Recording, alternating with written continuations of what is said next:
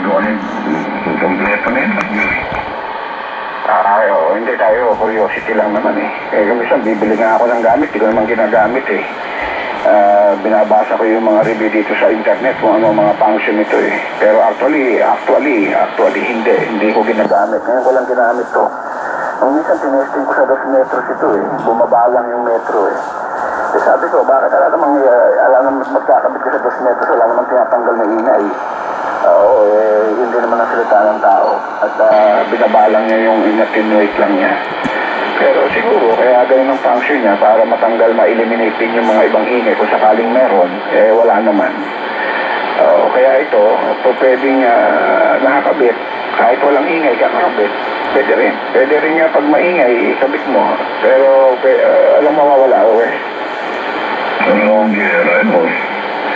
Ay, nung una wala pa ang aling dabon tinanggal mo na, ayoko na, sabi ko. Ibigin, tapos na. Go ahead. Nagsawa ka, no?